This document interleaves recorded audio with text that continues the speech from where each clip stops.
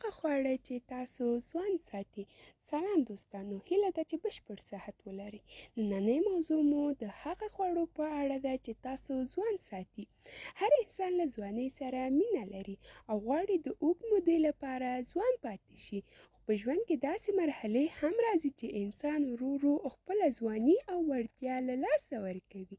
دغه مرحلې پیل ستاسو په لاس کې دی. د ځینو خوړو د خوړلو سره د اوږدې مودې لپاره ځوان پاتې کېدلی شئ.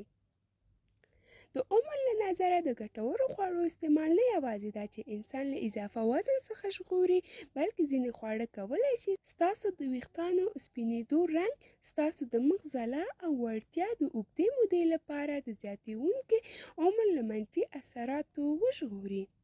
دلته مو له ځینو هغو خوړو سره اشنا کوم چې په خپل ترکیب کې منرالونه او ویټامینونه لري او په مرسته یې تاسو د اوږدې مودې لپاره ځوان ساتي.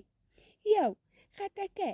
خټکی د خپل ترکیب کې په زیات اندازه بیټو کروټین او ویټامین ای لري چې نه یوازې دا چې د انسان سره د حجراتو ودې او نمو کنټرولولو، بلکې د پوستکي ځلا هم زیاتوي.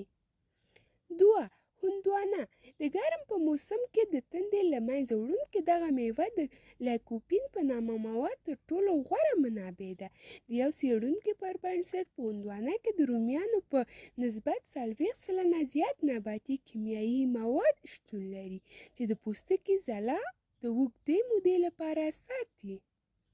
3. انار. دغه حیرانوونکې ګټې لرونکې میوه د اکسیډنټ ضد خاصیتونه لري.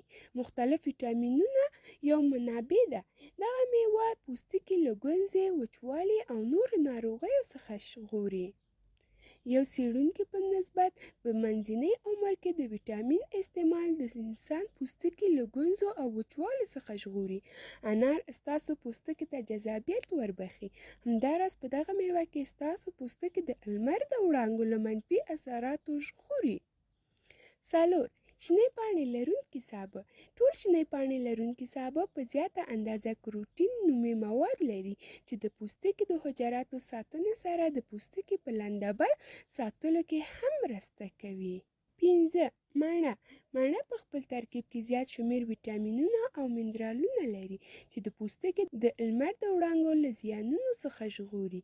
د یو څېړنې په نسبت د مڼې استعمال په بدن کې د اوسپنې اندازه برابره ساتي چې په پایله کې د انسان ویښته ژر نه سپینېږي. 6. هګۍ. د ګوتې نوکان له پروټین څخه جوړیږي، نو له دې څخه معلومیږي چې د پروټین کموالی د انسان نوکان کمزوري کوي. هګۍ په خپل ترکیب کې په زیاته اندازه ویټامین بي لري چې د بدن د پروټین کمیدو مخه نیسي. له دې سربیره په هګۍ کې شته پروټین د وینې لوړ فشار ټیټوي او د زړه د ناروغیو خطر له منځه وړي.